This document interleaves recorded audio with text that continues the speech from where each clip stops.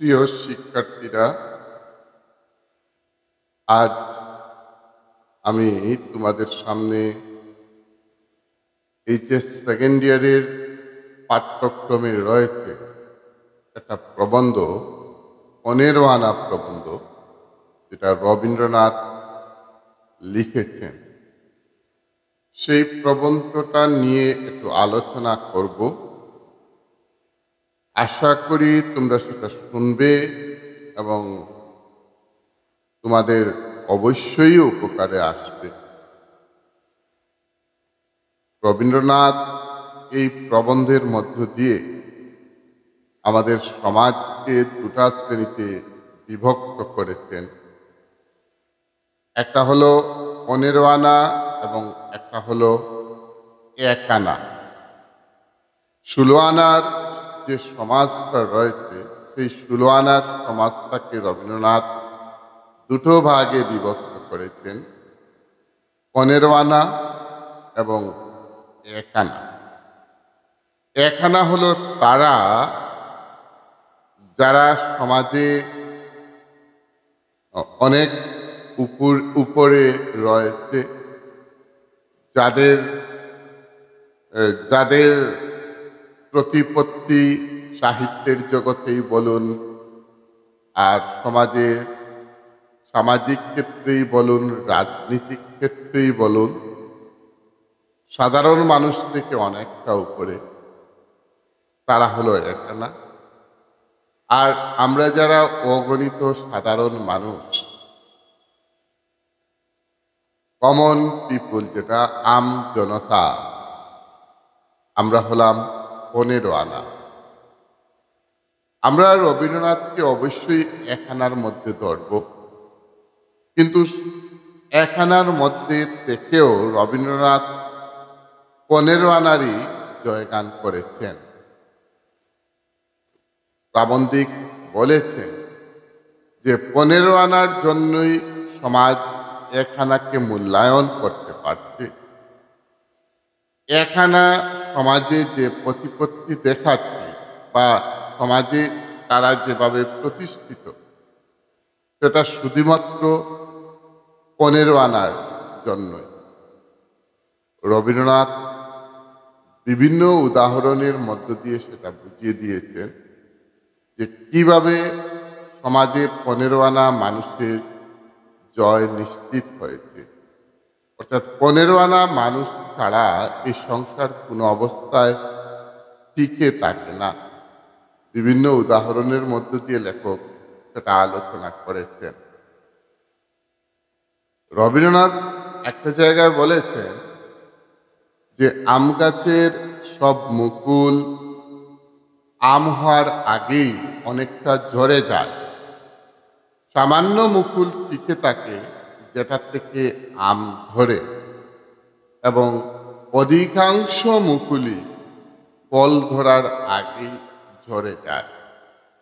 এই অধিকাংশ মুকুল যেটা ঝরে যায় সেটাই হলো 15 আনা, আর যে 1 আনা টিকে থাকলো সেটা হলো 1 আনা।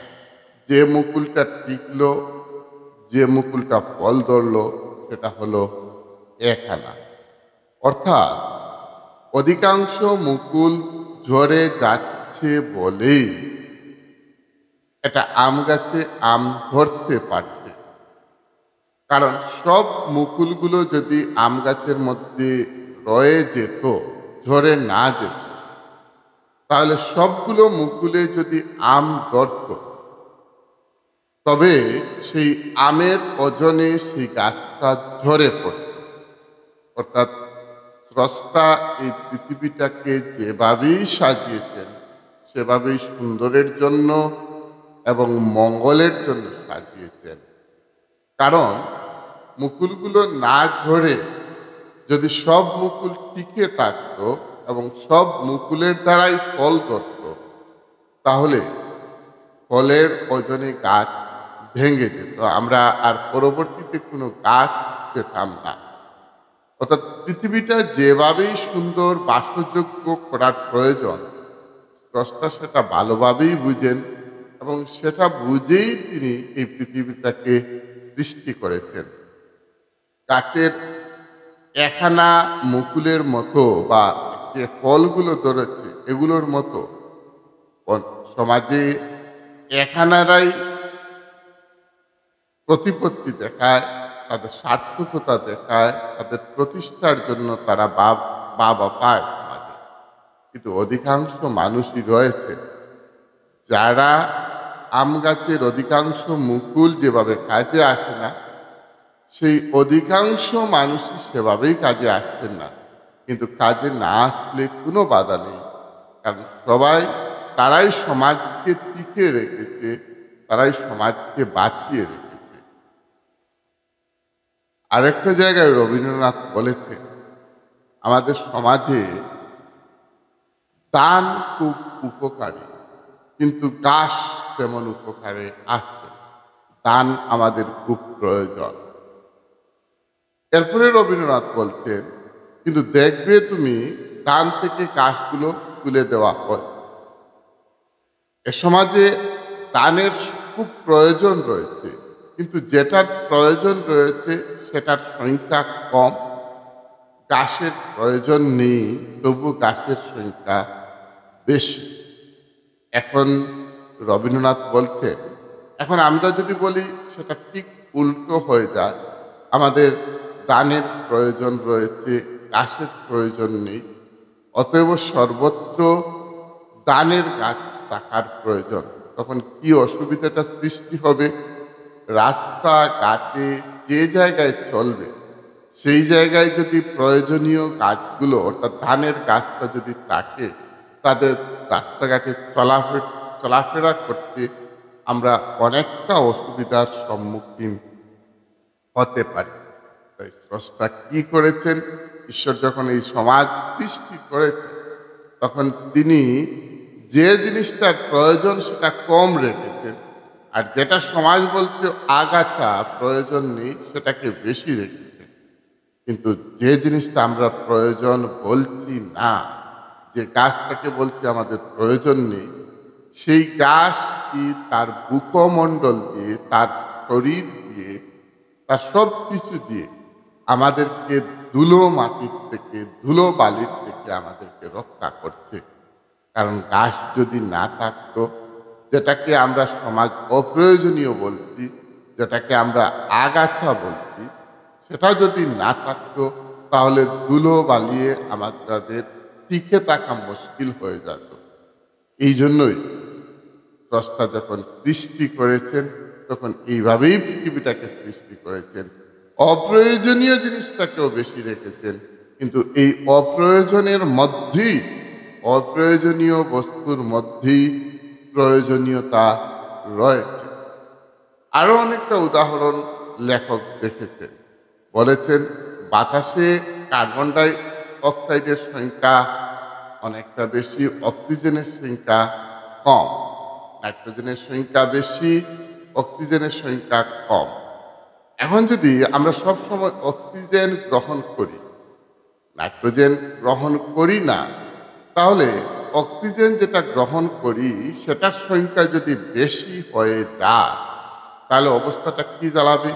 অক্সিজেন যদি সংখ্যা বেশি হয়ে যায় নাইট্রোজেনের চাইতে, তাহলে সমস্ত পৃথিবীটা জ্বলে পুড়ে ছারখার হয়ে যাবে। অর্থাৎ যে জিনিসটার প্রয়োজন অবশ্যই সেটার সংখ্যা কম, অর্থাৎ একানার তারাই একানা। আর যেটাকে আমরা সাধারণ মানুষ প্রয়োজন ভাবি না, সেটাই কিন্তু মস্ত বড় একটা প্রয়োজন। যেমন করে গাছের প্রয়োজন রয়েছে, যেমন করে আম গাছের বা যে কোনো ফল গাছের অধিকাংশ মুকুল ঝরে যাওয়ার প্রয়োজন রয়েছে। কারণ অধিকাংশ মুকুল যদি ঝরে না যায়, তাহলে গাছ টিকানো মুশকিল হবে। গাছের ফলের ওজনে গাছ ভেঙে যাবে। এইভাবেই স্রষ্টা পৃথিবীটাকে সৃষ্টি করেছেন। রবীন্দ্রনাথ আরেক জায়গায় আমাদেরকে বলেছেন যে হরিণের শিং এবং ময়ূরের পুচ্ছ আমাদের এটা খুব সুন্দর, দেখতে খুব সুন্দর, দেখতে খুবই ভালো লাগে, কিন্তু সেটার সংখ্যা কম। আবার যে পাখিগুলো দেখতে ভালো লাগে না, কিংবা যে পশুগুলো দেখতে ভালো লাগে না সেটার সংখ্যা অধিক। এটা ঠিক সেই হরিণের শিং এবং ময়ূরের পুচ্ছ সমাজে খুব কমই দেখা যায়। তারা অবশ্যই একখানা, কিন্তু যেগুলো সচরাচর দেখি, যেগুলো সৌন্দর্য বৃদ্ধি করে না, সেগুলোই হইল আসল বস্তু। সেগুলো ছাড়া সমাজ টিকে না, সেগুলো ছাড়া আমরা থাকতে পারি না। আরেকটা জায়গায় রবীন্দ্রনাথ বলেছেন যে রেলগাড়ি অধিকাংশ কামরাই হচ্ছে সাধারণ মানুষের জন্য। সামান্য কিছুটা কামরা যেটা রয়েছে রিজার্ভেশন বা এসি, আজকের যুগ যদি আমরা বলি, হয়তো রবীন্দ্রনাথের সেই সময় এসির সিস্টেমটা ছিল না। আজকের যুগে যদি আমরা বলি যে খুব কম সংখ্যক কামরা রয়েছে যেটা এসি বা রিজার্ভেশন, অর্থাৎ সাধারণ মানুষের জন্য সব কিছু। এই সমাজ ব্যবস্থা যা সৃষ্টি হয়েছে সব কিছুই সাধারণ মানুষের জন্য। তবে কেন আমরা শুধু বারবার বলবো যে আমরা জয় নেই? প্রত্যেকটা ক্ষেত্রেই আমরা যারা আম জনতা রয়েছি, আমরা যারা কমন পিপুল রয়েছি, সাধারণ মানুষের রয়েছি, সেটা আমাদের জয় অবশ্যম্ভাব। একটা জায়গায় রবীন্দ্রনাথ বলেছেন যে মৃত্যুর পর খুব কম মানুষকেই মানুষ স্মরণ করে, অধিকাংশ মানুষকেই আমরা মৃত্যুর পরে ভুলে যাই, এবং ভুলে যাওয়াটাই স্বাভাবিক। মৃত্যুর পরে যদি সবাইকে স্মরণ করতে হয় তাহলে আমাদের আর কোনো কাজের অবকাশ থাকবে না। অর্থাৎ মৃত্যুর পরে আমরা খুব কম সংখ্যক মানুষকে স্মরণ করি। আমরা জন্মদিন কিংবা মৃত্যুদিন রবীন্দ্রনাথের, নজরুলের, গান্ধীজির, নেতাজির, বিবেকানন্দের, এদের জন্মদিন মৃত্যুদিন আমরা পালন করছি। এখন এদের মতো আমরা যদি প্রত্যেকের, যারা আমাদের কাছ থেকে চলে গেছেন, তাদের প্রত্যেকের যদি জন্মদিন মৃত্যুদিন পালন করতে থাকতাম তাহলে সমাজে আর অন্য কোনো কাজ করার সময় আমাদের হাতে থাকতো না।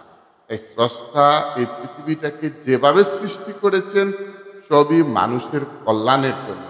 কারণ অধিকাংশ মানুষকে ভুলে যদি আমরা না যেতাম তাহলে সমাজে আমাদের চলাটা মুশকিল হয়ে দাঁড়াতো। আমরা মৃত্যুর পর খুব কম সংখ্যক মানুষেরই মূর্তি বা স্মৃতিপট বানিয়ে রাখি। এখন যারা চলে গেছেন সবার যদি মূর্তি আমরা তৈরি করতাম, আমরা স্ট্যাচু যদি তৈরি করতাম, তাহলে এই সমাজে আমাদের হাঁটা ফেরাটা মুশকিল থাকতো। কারণ সর্বত্রই শুধু স্ট্যাচু আর স্ট্যাচু থাকতো। অর্থাৎ এভাবেই পৃথিবীটা সুন্দর, যেভাবে স্রষ্টা সৃষ্টি করেছেন, অধিকাংশ মানুষকে ভুলে যাওয়াটাই উচিত। অধিকাংশ মানুষকে যদি ভুলে যাওয়া না যায় তাহলে আমরা চলাফেরা করতে পারবো না। তাই 15 আনা মানুষকে আমরা মৃত্যুর পরে ভুলে যাই, শুধু 1 আনা মানুষকে স্মরণ করি। এবং সবাইকে যদি আমরা স্মরণ করতে থাকতাম, 15 আনা এবং 1 আনা অর্থাৎ 16 আনা মানুষকেই যদি আমরা স্মরণ করতে থাকতাম তাহলে সমাজে আমাদের অন্য কোনো কাজ করার সময় থাকতো না।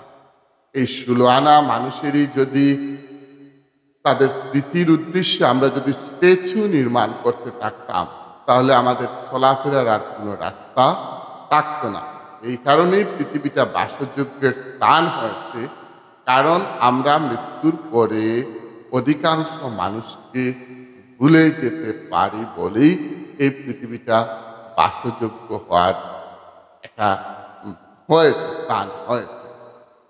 রবীন্দ্রনাথ আরেকটা জায়গায় বলেছেন, জীবিতের সঙ্গে মৃতের লড়াই, জীবিতে জীবিতে লড়াই এটা হলো সমকক্ষের লড়াই, কিন্তু মৃতের সঙ্গে জীবিতের লড়াই বড় কঠিন। আমরা জীবিতে জীবিতে লড়াই করা এটা কোনো কঠিন না, এটা সমকক্ষে। কিন্তু আমরা মৃতের সঙ্গেও জীবিতরা লড়াই করছি। যারা চলে গেছেন ওই সমাজ থেকে তাদেরকে আমরা বারবার স্মরণ করছি, তাদের জন্মদিন পালন করছি, তাদের উদ্দেশ্যে আমরা আলোচনা সভা করছি, তাদের উদ্দেশ্যে আমরা তাদের বিভিন্ন মূর্তি তৈরি করছি।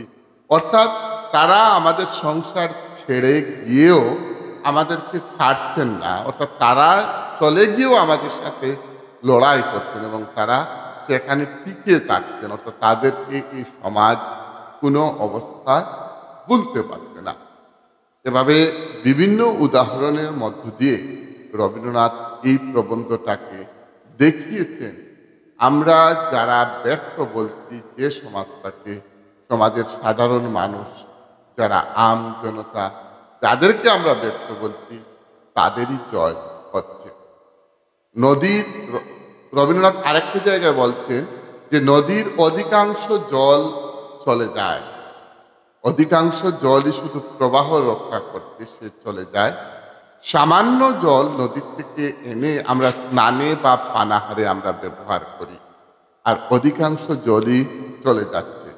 এখন আমাদের কথা হলো যে সামান্য জল তোমার প্রয়োজনে লাগছে সেই জলটাই যদি শুধু নদীতে থাকতো তাহলে তুমি নদীকে নদী বলতে পারতে না। একটা নদীতে একটা কূপের মতো বা একটা ট্যাঙ্কির মতো হয়ে যেত, একটা সিনট্যাক্সের মতো যেখানে জল রাখা হবে, একটা ট্যাঙ্কি যেটা আছে সেটার মতো হয়ে যেত।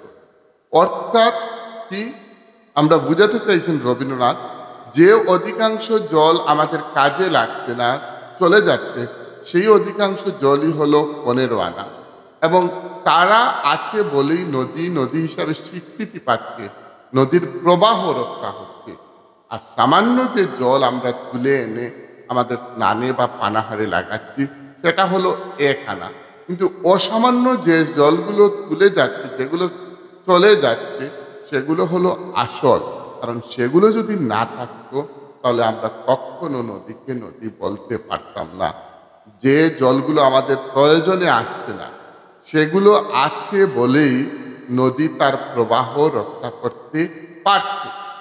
অতএব প্রিয় শিক্ষার্থীরা, কি বুঝলে তোমরা যে আমরা যেটাকে তুমি বলছো যারা কোনো সমাজের প্রয়োজনে নেই, যারা কোনো কাজে আসছে না, তারাই হলো সমাজের আসল। যেমন করে নদীর জল, অধিকাংশ নদীর জল চলে যায় এবং সামান্য কাজে আসে যে অধিকাংশ চলে যাচ্ছে সেটাই হলো নদীর প্রবাহ রক্ষা করছে। আম গাছের অধিকাংশ মুকুল না জোরে যদি যেত তাহলে আমের ওজনে গাছটা একেবারেই ভেঙে যেত। ঠিক তদ্রূপভাবে রবীন্দ্রনাথ যে উদাহরণগুলোর মধ্য দিয়ে আমাদের সেটা বলছেন। আরেকটা জায়গায় বলছেন রবীন্দ্রনাথ যে সূর্যরশ্মির অধিকাংশ কিরণ আকাশে শেষ হয়ে যায়, সামান্য পৃথিবীতে আসে। আমাদের প্রত্যেকের সূর্যের আলোর প্রয়োজন রয়েছে, কিন্তু অধিকাংশ কিরণ থাকছে কোথায়? আকাশে। যে জিনিসটার এত প্রয়োজন সেই জিনিসটা অধিকাংশ রয়ে যাচ্ছে আকাশে। এখন প্রশ্ন হলো যে জিনিসটা তোমার এত বেশি প্রয়োজন সে জিনিসটা সম্পূর্ণ যদি পৃথিবীতে আসে তাহলে কি হবে? তাহলে এই পৃথিবীটা জলে পুড়ে ছারখার হয়ে যাবে। অর্থাৎ স্রষ্টা এই পৃথিবীটাকে যেভাবে সৃষ্টি করেছেন সেটাই হলো মানুষের মঙ্গলের জন্য, সমাজের মঙ্গলের জন্য, প্রত্যেকের মঙ্গলের জন্য। অতএব আমরা কোনো অবস্থায় সেটা বলতে পারি না যে 15 আনা সাধারণ মানুষ ব্যর্থ। কোনো অবস্থায় 15 আনা সাধারণ মানুষ ব্যর্থ নয়। তারা তাদের কাজের মধ্য দিয়ে, তারা এই সমাজে টিকে থাকার মধ্য দিয়ে এই সমাজটাই টিকে আছে। তারা ছাড়া এই সমাজ কোনো অবস্থায় সমাজ হতে পারে না। আমরা যারা আম জনতা রয়েছি, যাদেরকে 1 আনা মানুষ ব্যর্থ বলছে, আমরা ব্যর্থ নই। আমরাই আমাদেরই জন্য এই সমাজ টিকে আছে, আমরাই সমাজকে রক্ষা করছি। যেমন করে নদীর জল নদীকে রক্ষা করছে, নদীর প্রবাহকে রক্ষা করছে, যেমন করে সূর্যরশ্মির অধিকাংশ কিরণ আকাশে থেকে পৃথিবীর মানুষকে বেঁচে রাখিয়েছে, টিকে থাকতে দিচ্ছে, যেমন করে গাছের অধিকাংশ মুকুল ঝরে গিয়ে গাছটাকে বাঁচিয়ে রেখে রাখছে, যেমন করে নাইট্রোজেনের সংখ্যা বেশি থেকে অক্সিজেনের সংখ্যা কম থেকে পৃথিবীটাকে ভারসাম্য বজায় রাখতে, বায়ুমণ্ডলকে ভারসাম্য বজায় রাখতে সহযোগিতা করছে। ঠিক তদ্রূপভাবে আমরা 15 আনা অগণিত সাধারণ মানুষ এই পৃথিবীতে থেকে এই পৃথিবীটাকে টিকিয়ে রাখতে সহযোগিতা করছি। তোমরা প্রত্যেকেই আমার কথাগুলো শুনবে, প্রথম থেকে শেষ পর্যন্ত যদি শুনো অবশ্যই ভালো লাগবে, এবং তার সাথে সাথে তোমরা তোমাদের প্রবন্ধটা পড়বে, মেইন বইটা পড়বে, টেক্সট বুকটা পড়বে এবং আমার কথাগুলো মিলিয়ে নেবে। যদি না বুঝো আমাকে কমেন্টে জানাবে, ভালো লাগলেও কমেন্ট করে জানাবে, কীরকম লেগেছে সেটা কমেন্ট করে জানাবে। তোমরা আবার একটা প্রার্থনা করছি যে তোমাদের জীবন আরও উজ্জ্বল হোক, তোমাদের রেজাল্ট আরও ভালো হোক এবং আগামীকালে অন্য একটা কাজ তোমরা হয়তো অন্য কোনো বিষয়ের উপর শুনতে পারবে। এই কামনা রেখে আজ এই পর্যন্তই। জয় হিন্দ।